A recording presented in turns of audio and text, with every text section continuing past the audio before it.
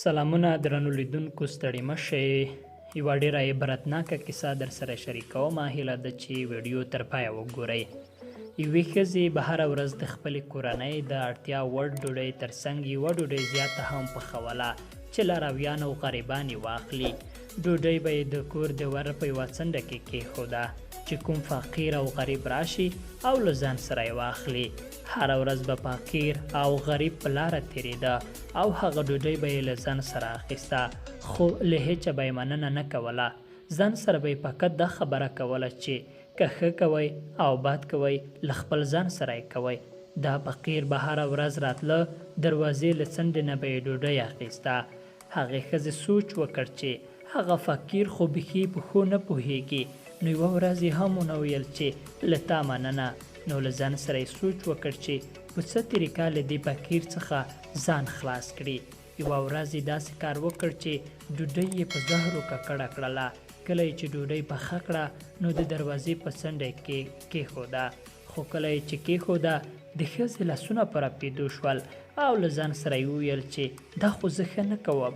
بیرته یې د زهرو ککړه ډوډۍ راواخیسته او په تناره کې واچوله، په اور یې وسوځوله.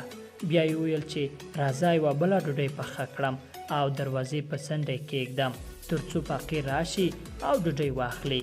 همداسې وکړ او فقیر راغی. ډوډۍ یې له ځان سره واخیسته او روان شو. خو په تلو تلو کې یې دا جمله بیا تکرار کړه چې که ښه او بد کوئ له خپل ځان سره یې کوئ. دې ښځې به چې هر وخت ډوډۍ پخوله خپل زوی ته به یې دعا کوله. زوی یې د کلونو راهیسې د کار په تاکل کې له کوره تللی وه، خو هیڅ خط او خبر یې نه راته. مور یې هر وخت دا دعا کوله چې زوی یې بیرته راشي. په کومه ورځ چې دې ښځې په ډوډۍ کې زهر اچولی و او بیا همغه ډوډۍ یې بیرته په تنور کې وسوځوله، په همغه ماښام د کور دروازه وټکېده. کله یې چې ور خلاص کړ ګوري چې زوی یې دروازې مخې ته خړ پړ ستومانه او زړې جامې په غاړه کې وږی تږی راننوت.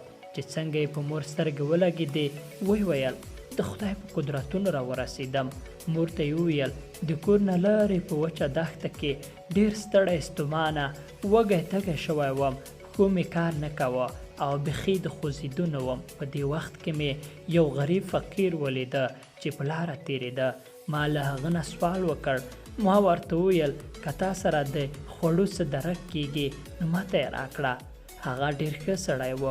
کله یې چې زه ولیدم ما ته یې وویل چې زه د یوه ډوډۍ لرم، دا واخله او ته یې وخوره، ځکه چې ته ما نه دې ته ډېره اړتیا لرې او ته ډېر ستړی ستومانه ښکارې. مور یې چې دا خبره واورېده رنګ یې تک څېړ شو، مخ باندې یې ویره خورا شوه. دروازې ته یې ډډه ووهله او هغه زهرجنه ډوډۍ په مغزو کې وګرځېده چې سهار یې پخه کړې وه. نو له ځان سره یې وویل چې که هغه زهرجنه روټۍ مې په تناره کې نه وه سوځولې او که هغه فقیر له ځان سره وړی وای نن به مې هغه روټۍ زوی خوړلی وای او زوی به مې مړ و.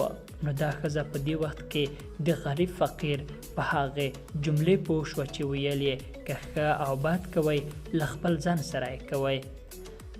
نو درنو لیدونکو، که موږ او تاسو فکر وکړو نو دغه دنیا کې که موږ او تاسو ښه کار کوو او یا هم بد کار کوو نو الله جل جلاله موږ ته په دنیا او آخرت کې د ښو او بدو کارونو نتیجه راښایي، نتیجه راکوي. نو هیله ده چې موږ او تاسو باید هر وخت ښه کارونه وکړو. درنو لیدونکو، که غواړئ چې په راتلونکي کې نورې ښایسته کیسې تاسو ته تر ټولو ژر ورسیږي نو زموږ چینل سبسکرایب کړئ او د ګنګړي نشان هم ووهئ چې تر ټولو ژر تاسو ته لومړی ورسیږي. تر بلې ویډیو د لوی الله په امان خوشحاله وختونه ښې شېبې ولرئ.